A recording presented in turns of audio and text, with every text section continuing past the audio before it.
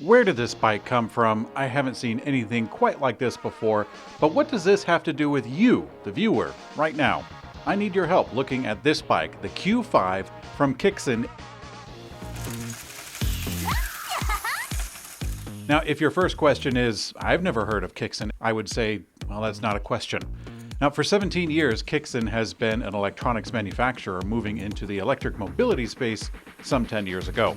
Since then, they have expanded into not only manufacturing and design, but making bikes and scooters for other companies to sell. There's a chance you've already seen a Kixin bike, maybe even ridden one. I probably have too. But this time, we do know what we're doing, so let's dive into the Q5. Kixin sent this out as a pre-production unit, so it's close to final, but not quite. And certainly, next manufacturing cycle, they can make bigger changes if they're warranted. So let's start with the frame, something that sets the bike apart in a big way. It looks streamlined, the way that the frame angles around the front tire and splits out to fork onto the rear tire with a big, wide open space. Now this gives the bike a look of movement, even when it's sitting at a standstill. Combined with the large 27.5-inch tires, it's already starting to sound like a modern crossover car. Now the frame is quite striking with its unique design incorporating new features. The frame is solid, striking a balance between eye-catching and functional.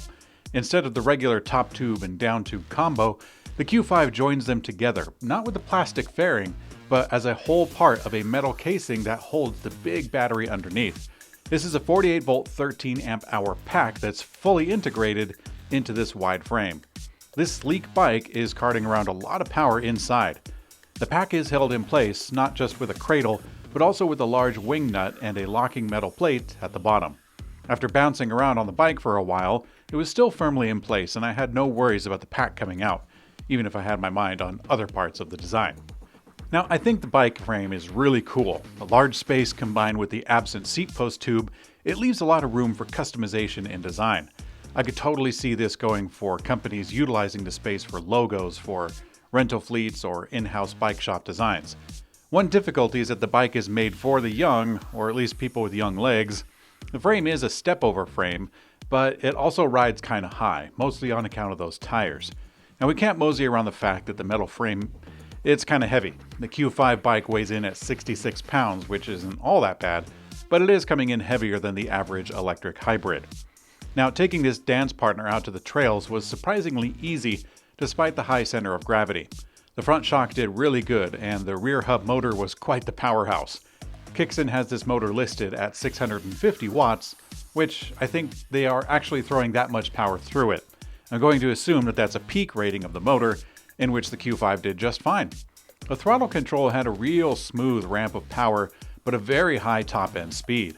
With a bit of a runway, I could totally get the amps in play and get this bike to climb quite a steep hill, although the balance is still kind of high.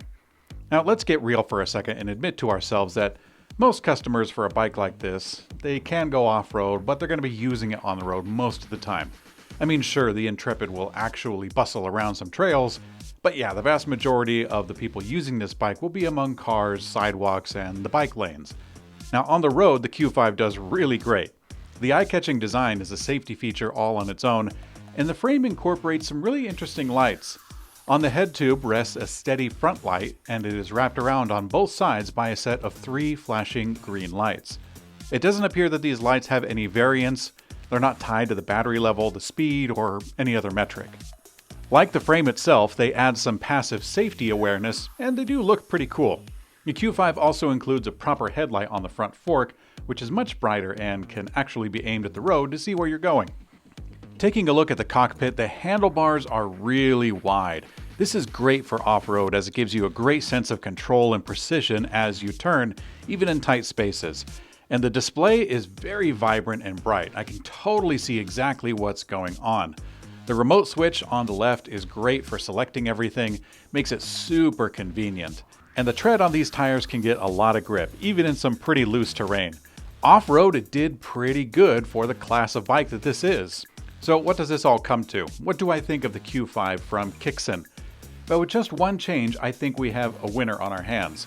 For about 4 years, I used an electric hybrid bike as a daily driver, and the Q5 checks a lot of those boxes. It looks very unique, which is important for maintaining safety and also confidence for the rider. The tall tires are more efficient, even if the tread is made for trails. The cadence-based pedal assist is a big cost saver, and the high-capacity battery is well prepared to handle that top speed. Now, since the company has been cooking mobility for some 10 years, I assume a certain level of quality and customer support already exists, but the reality is that this company is coming into the American market, so we're just going to have to see how well they do.